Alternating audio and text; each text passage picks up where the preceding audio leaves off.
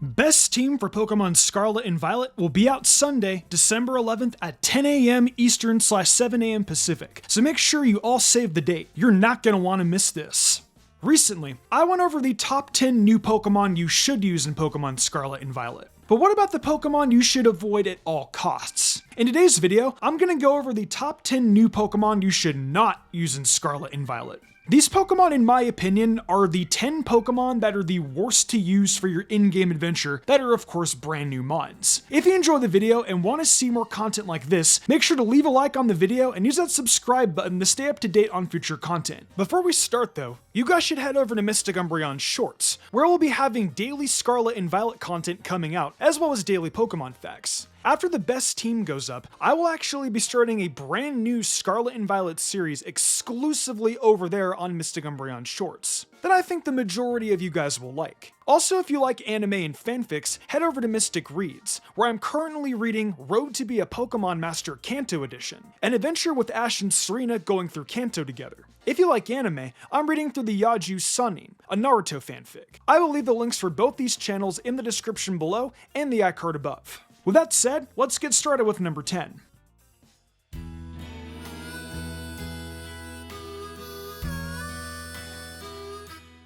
Starting with number 10 on our list, we have none other than Docspun. Docspun is the new fairy-type Pokemon on this gen, and it's actually really lackluster. Despite having one of the best types in the game, this Pokemon has very little that can actually take advantage of the typing. For starters, Docspun has a rather lackluster stat spread, with the only valuable stat being 115 defense. This defense stat is sadly undercut though by your base 57 HP sadly, which means you can barely even use this as a physical offense switch-in. So Docspun's defensive stats are pretty unimpressive. But what about its offensive stats? Docspun's best offense ends up hitting a measly base 80 attack. While this isn't always a detriment to defensive Pokemon, Docspun also lacks a strong option to boost its offenses, with the best option being Workup. You also lack any form of support outside of Wish, which makes this Pokemon easily one of the worst defensive options you could utilize in these games. If you're trying to use a defensive Pokemon in these games, just use Clodsire and save yourself the trouble.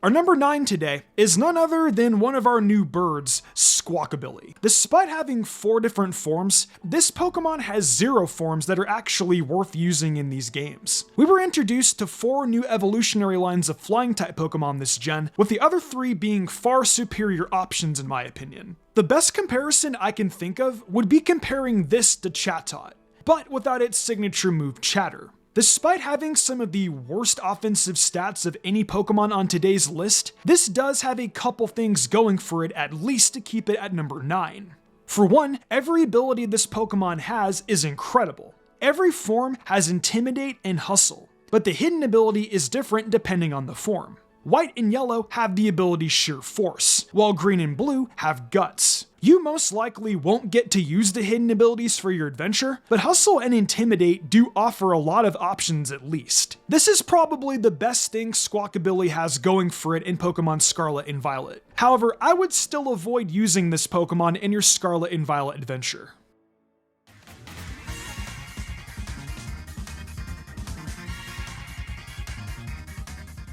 Coming in at number 8, we have the final stage of Smoliv, Arboliva. Arboliva starts off having a pretty terrible typing of Grass and Normal, which has no actual synergy together. Arboliva also has to deal with being a fairly weak Pokemon until level 35, when you actually evolve into this final stage. I get most lower stage Pokemon aren't great stat-wise, but both Smoliv and Dolliv have weak stats in every category, even compared to Pokemon at their respective stages. When you also consider the fact that Arboliva has basically no coverage, this only adds on to the case of not using it. Now, I do have to mention, most grass types in these games are pretty terrible. Besides Meowscarada, I wouldn't be able to actually recommend using any grass types in these games, which Meowscarada is mostly useful due to the dark typing instead of its grass typing. Even going into options like Brambleghast. At least that has a more useful typing, thanks to it being a grass and ghost Pokemon. Arboliva basically would require you to use TMs for it to actually be remotely worth using. And due to TMs going back to single usage again, I genuinely can't recommend this. Overall, I would definitely shy away from any grass types in general, but especially make sure you avoid using Arboliva on your journey.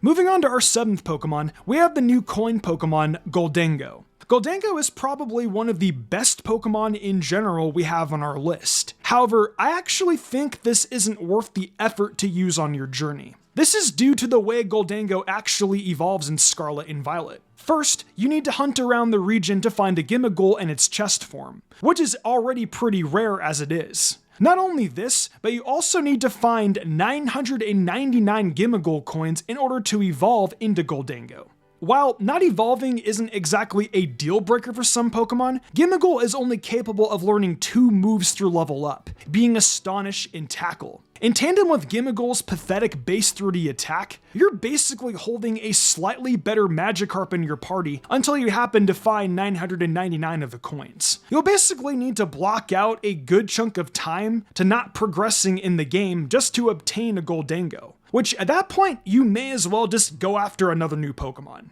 If you want a new Steel type, just grab Tinkaton, or if you want a new Ghost type, just get Annihilape.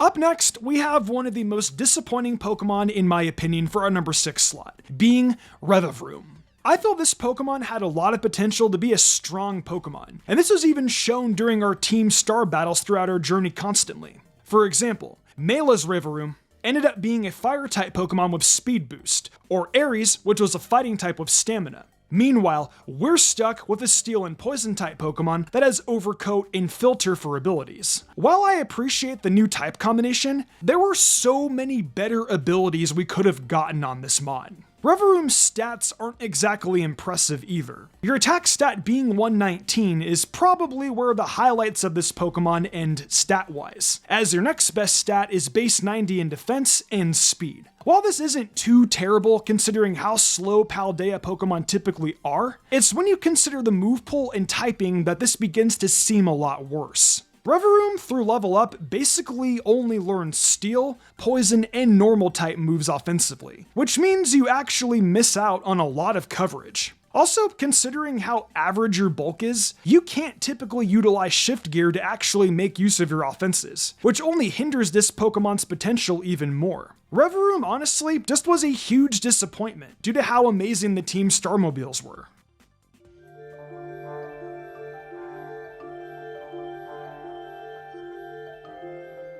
Starting off the top half of our list, we have Palafin. Now, I have to mention, I did actually use this on my in-game playthrough for Violet, and I did have a lot of fun using it. It has a broken ability and an amazing stat line. What's not to love?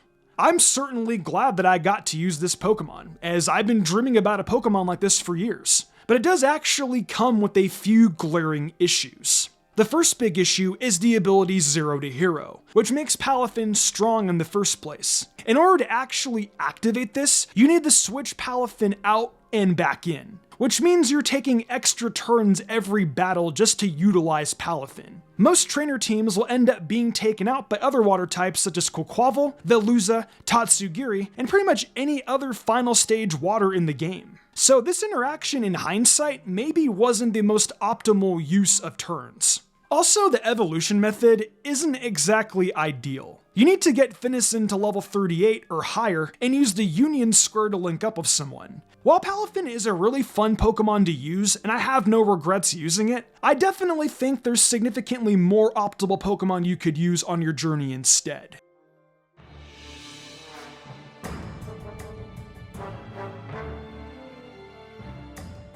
Going into our number 4 slot, we have the evolution of Lechonk, Oinkologne. I remember when Lechonk got revealed and everyone wanted to immediately add one to their team, only for the evolution to be absolutely terrible. I heard a lot of rumors about Lechonk possibly evolving into a normal and fairy type, which would have maybe given an actual reason to use this Pokemon.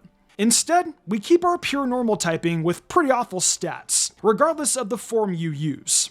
These games were some of the best games as far as normal types go, and they provide us with a handful of other more viable ones. Pokemon such as Dunsparce and Fargiraffe, for example, both offer much stronger options for your journey.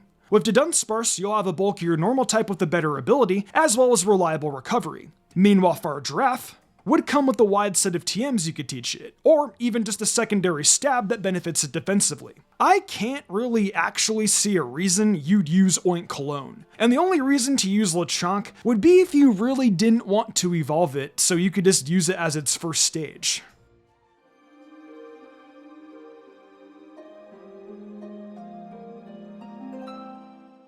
They said 3 heads are better than 1, but our number 3 entry doesn't even have one good head, being Dugtrio. Dugtrio, despite its namesake, is not Dugtrio. If it was Dugtrio, it wouldn't even be on our list. But this Pokemon is basically a water-type Dugtrio without Arena Trap. Dugtrio was already a pretty abysmal Pokemon without this ability, and that was when it also had one of the best offensive types in the game with the ground typing. Now, it's pure water type, which really does this no favors, as waters are significantly more useful defensively. Now, you might say Dugtrio can just be an offensive water then, but Dugtrio is also significantly outclassed by every new water type in this gen in that regard. Quaquaval has Aqua Step to take advantage of its poor speed, as well as a dual typing. Veluza and Tatsugiri also have strong dual stabs that benefit a lot in your story, with Psychic and Dragon respectively.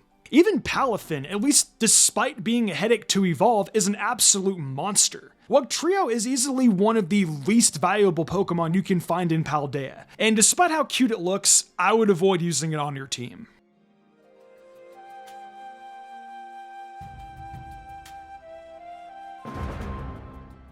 The runner-up for our list today goes to none other than Toedscruel. Toedscruel is actually normal Tentacruel with grass and ground typing, which while it has some benefits, it's terrible defensively. You also are plagued with its new signature ability, Mycelium Might, which means if Toedscruel uses a non-damaging move, it'll go last in its priority bracket. Despite gaining guaranteed accuracy, this still means Toedscruel is forced to take an attack every single time it uses something that isn't a damaging move. If Toedscruel wasn't burdened with a 4x weakness, this wouldn't be as big of an issue. But due to this, you're now forced to be at the mercy of your opponent lacking an ice attack. While ground is a strong type for these games, grass doesn't really offer you a lot anyway, so choosing to use one of the worst fully evolved grass types on your journey feels like an unnecessary burden to place on yourself. Toedscruel has proven once again how these new Paldean mons that are inspired from Kanto Pokemon ended up being objectively inferior to the Kanto counterparts.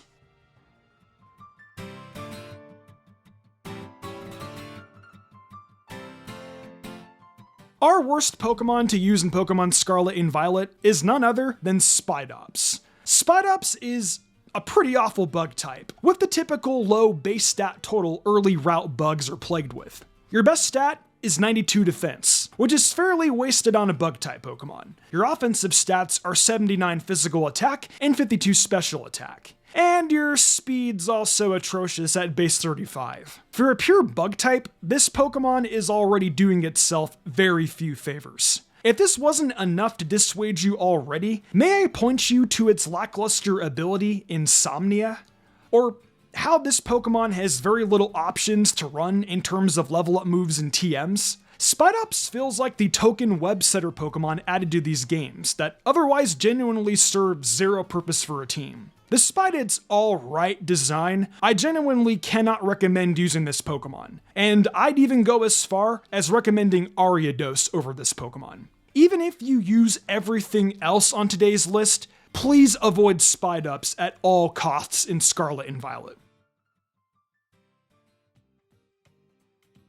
So that's my list of the top 10 new Pokemon you should avoid using in Pokemon Scarlet and Violet. What did you think of my list? And what are some new Pokemon you think should be avoided in these games? Make sure to comment your thoughts down below. And if you enjoyed the video, make sure to hit that like button and use that subscribe button to stay up to date on future Scarlet and Violet content top 10s. Trust me, there's gonna be plenty more coming. Thanks for watching the video and for coming through and enjoying Scarlet and Violet with me. We've got so much content coming surrounding Gen 9 through the end of the year and beyond, including the top 10 strongest Pokemon, the best team for the games, and much more. If you're interested in more Mystic content, check out my TikTok and Mystic Umbreon Shorts YouTube channel. When we get to 5,000 subs on the channel, we're gonna have a new series related to Scarlet and Violet that will be exclusive to there, so go subscribe. Also, if you're into fanfictions or Genshin Impact, check out Mystic Reads and Tebotchnary. I offer a ton of creative spoken word content over there, and I do a bunch of theories and lore videos surrounding Genshin Impact. So come join me over there at that Float Your Boat.